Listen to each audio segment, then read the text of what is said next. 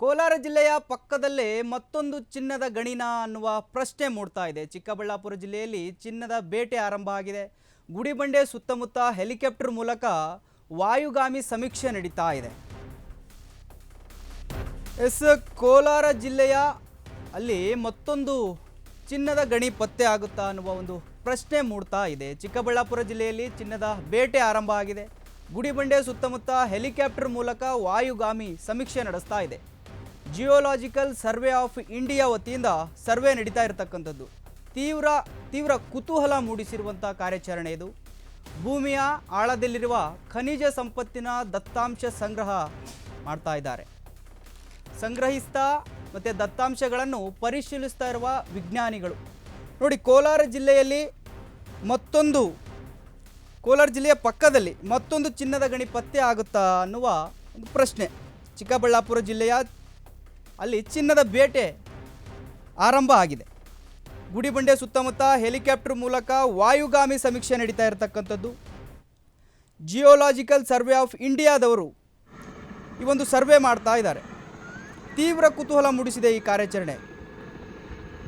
ಈ ಭೂಮಿಯ ಆಳದಲ್ಲಿರುವ ಖನಿಜ ಸಂಪತ್ತಿನ ದತ್ತಾಂಶವನ್ನು ಸಂಗ್ರಹ ಮಾಡ್ತಾ ಇದ್ದಾರೆ ನೋಡಿ. ಕೋಲಾರದಲ್ಲಿ ನಡೀತಾ ಇರತಕ್ಕಂತಹ ಇದು ಚಿನ್ನದ ಗಣಿಯ ಸಮೀಕ್ಷೆ ಇದು. ಅಂದರೆ ಭೂಮಿಯ ಆಳದಲ್ಲಿ ಈ ಖನಿಜ ಸಂಪತ್ತು ಏನಾದರೂ ಇದೆಯಾ ಅಂತ.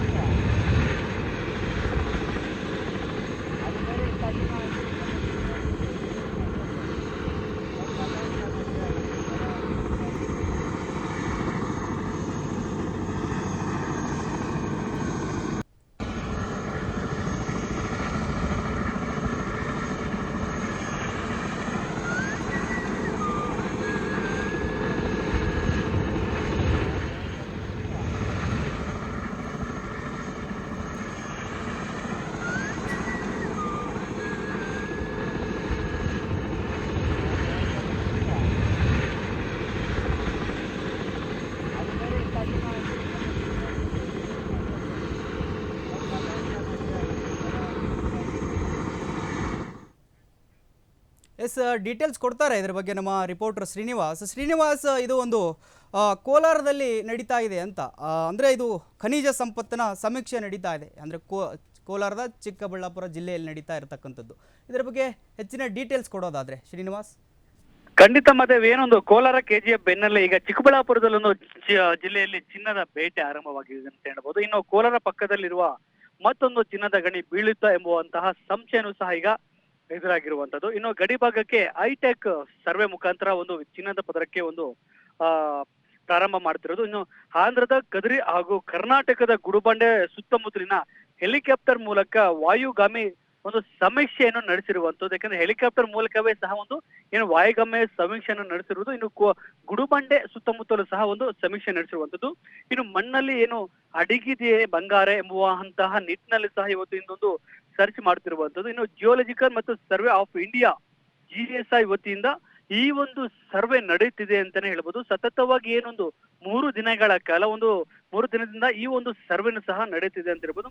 ಇನ್ನು ಹೈಟೆಕ್ ಸೆನ್ಸರ್ಗಳ ಮೂಲಕ ಭೂಮಿ ಆಳದಲ್ಲಿರುವ ಖನಿಜ ಸಂಪತ್ತು ಅಡಗಿದ ನಿಟ್ಟಿನಲ್ಲಿ ಸಹ ಇವರು ಎಲ್ಲಾದ್ರೂ ಸಿಗಬಹುದು ಎಂಬುವಂತ ನಿಟ್ಟಿನಲ್ಲಿ ಸಹ ಚಿಕ್ಕಬಳ್ಳಾಪುರ ಜಿಲ್ಲೆ ಗುಡುಬಾಡಿನ ಸುತ್ತಮುತ್ತ ಸಮೀಪದಲ್ಲಿ ಇವರೊಂದು ಸರ್ವೆ ಮಾಡಿ ಒಂದಷ್ಟು ಇದು ಮಾಡ್ತಿರುವುದು. ಒಂದೇ ವೇಳೆಯಲ್ಲಿ ಸಹ ಚಿನ್ನದ ಗಣಿ ಅದುರು ಪತ್ತೆ ಆದರೆ ಇಲ್ಲಿ ರಾಜ್ಯ ಹಾಗೂ ದೇಶದ ಆರ್ಥಿಕತೆ ಸಿಗಲಿದೆ ಭರ್ಜರಿ ಬೂಸ್ಟ್ ಅಂತ ಹೇಳ್ಬೋದು. ಯಾಕಂದ್ರೆ ಸತತವಾಗಿ ಸಹ ಇವತ್ತು ಗುಡುಬಂಡೆ ಭಾಗದ ಸುತ್ತಮುತ್ತಲಿನ ಸಹ ಹೆಲಿಕಾಪ್ಟರ್ ಮೂಲಕವೇ ಸರ್ವೆ ಮಾಡ್ತಿರುವಂತದ್ದು. ಆ ಸರ್ವೆ ಮುಗಿದ ನಂತರ ಸಪೋಸ್ ಅಲ್ಲಿ ಚಿನ್ನದ ಗದಿರು ಸಿಕ್ಕಿದೆ ಅಂದ್ರೆ ರಾಜ್ಯಕ್ಕೆ ಇದೊಂದು ಬಂಪರ್ ಗುಡ್ ನ್ಯೂಸ್ ಅಂತಾನೆ ಹೇಳ್ಬೋದು. ಈ ನಿಟ್ಟಿನಲ್ಲಿ ಸಹ ಇದಕ್ಕೆ ಅಧಿಕಾರಿಗಳು ಸಹ ಒಂದಷ್ಟು ಕೈ ಜೋಡಿಸುತ್ತಾರೆ. ಈ ಫಲಿತಾಂಶಕ್ಕೆ ಬಹಳಷ್ಟು ಸ್ವಲ್ಪ ಚರ್ಚೆ ಮಾಡ್ತಿರುವಂತ ಇದನ್ನೇ ಸಹ ಎಲ್ಲೋ ಒಂದ್ ಕಡೆ ಗುಪ್ತ ನಿಧಿ ಸಿಗುವುದೋ ಎಂಬುವಂತಹ ನಿಟ್ಟಿನಲ್ಲಿ ಸಹ ಒಂದಷ್ಟು ಸಾರ್ವಜನಿಕರು ಸಹ ಅಲ್ಲಿ ಕಣ್ತೂತಿ ಕಾಯ್ದಿರುವಂತದ್ದು.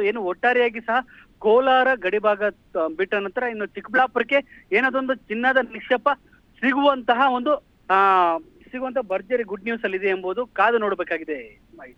ಎಸ್, ಥ್ಯಾಂಕ್ ಯು ಶ್ರೀನಿವಾಸ್ ನಿಮ್ಮೆಲ್ಲ ಮಾಹಿತಿಗಾಗಿ.